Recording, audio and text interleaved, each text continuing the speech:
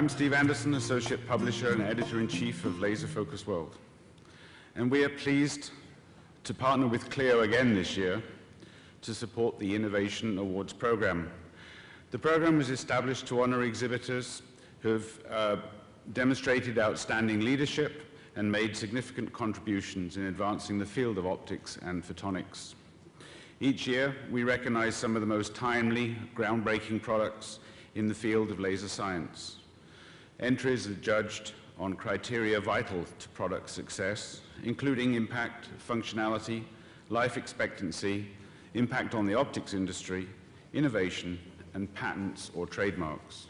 The grand prize winner of the 2011 CLEO Laser Focus World Innovation Award is Applied Research Photonics Incorporated, which was given the award for the development of a highly sensitive, low-power terahertz scanning reflectometer that's capable of directly measuring both the concentration gradient and kinetics of permeation of an ingredient across the thickness of a substrate in real time and in a non-invasive way. Please welcome Anis Rahman, Applied Research Photonics CEO and CTO, and Anouk Rahman, who's Senior Engineer, who will accept the award.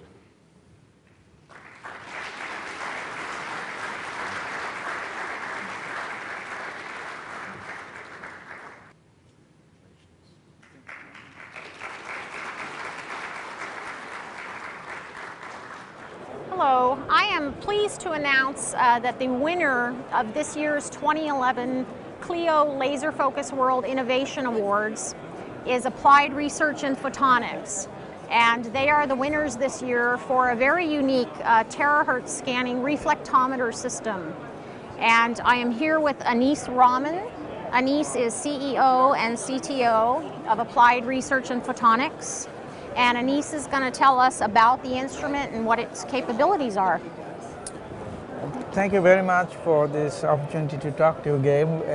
Thank you for arranging this. So, the product that we built is called terahertz scanning reflectometer. So, it has two capabilities. It can scan and it can measure the reflectance. And the application of that is primarily in transdermal research, personal care products, and transdermal drug delivery area. But it can be used with any other substrates. So we have a terahertz source in this box, which is a continuous wave terahertz source. And that terahertz source then arranged in a way that it will be reflected off of a substrate and back into the detection system.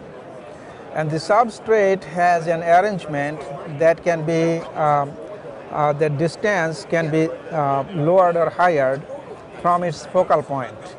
So the idea is that originally if the substrate is at the focal point, and then let's say you apply some ingredient on that substrate, which could be skin, which could be some other biological tissue, or any other substrate that terahertz can penetrate through.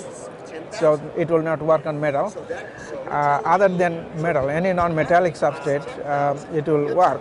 Believe it or not, there is no other instrument that will non-invasively measure the kinetics and measure the concentration gradient all in one machine and in such a simple manner.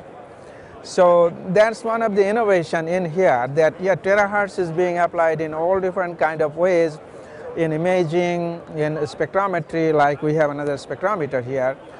But we thought that this is a much needed measurement system that is not present in the marketplace. So we have been working on this about 2 years now, and we should give credit to our collaborators. We collaborate with Professor Bo Mishniak's group at Rutgers University. They have been providing us with stratum corneum samples, skin samples, and they also employed their graduate students to work on not on the machine but on the science related to it, doing measurements and interpreting the data and so on and so forth. But I think the key is that we are able to measure not only the kinetics but also the distribution of the ingredient across the skin or other tissue in a non-destructive way, in a non-invasive way. So this will be a diagnostic tool in hospitals or doctor's office. This will be a research tool in the laboratories, universities, and being it the first generation, we hope that there will be more improvement of this system to get into another, all different kind of areas. For example, the melanoma or skin cancer detection, or tooth, looking inside the tooth, breast cancer. The early detection is so important in those areas, and also in connection with the spectrometer, we are doing work to understand the molecular origin of the cancer. And this is important because the cancer is not a simple process. From the cellular point of view, a healthy cell, when healthy cell goes to cancerous cell, it takes a long time. It's a long journey. And doctor at the current rate in present technology can detect that only when the cancer is already full blown. So, of the 4 phases, it has to be at least first phase of the cancer for one to be detected. But it's initiated a long time ago. So if doctors could trace that, okay, this gene is now doing this kind of behavior and it has the possibility of turning into cancer, then they could do something about it. And this machine and along with this spectrometer, we are doing that kind of work to understand the molecular origin of healthy cell turning into cancerous cell. So those are the areas. It's not ready yet, but we hope to be in there, hopefully in our lifetime. So this is giving us the baseline. And now what we want to do is look at the kinetics. So this is just deionized water. It's DI water, nothing in here. And what I'm going to do is take a small drop and put it on this substrate to let it permeate through. So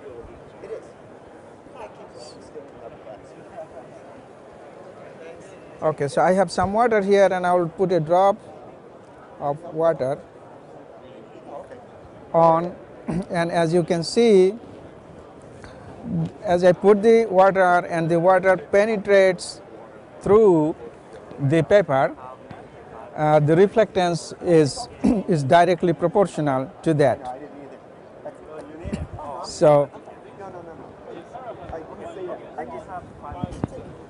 and eventually when the penetration is done, then it will saturate, it will go to a straight line.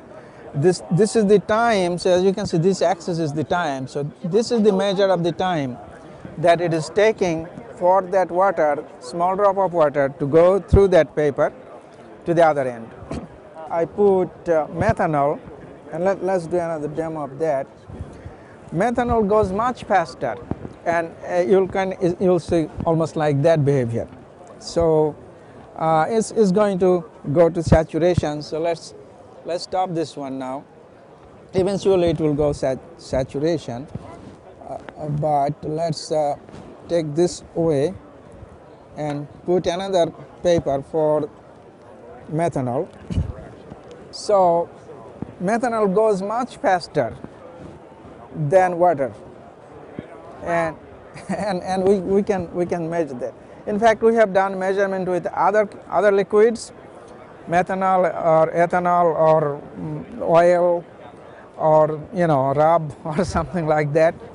Everything has their own characteristic kinetics, and so this is a way that then a researcher or doctors will know where is going what, how long is it taking, and then they can come up with a better diagnosis.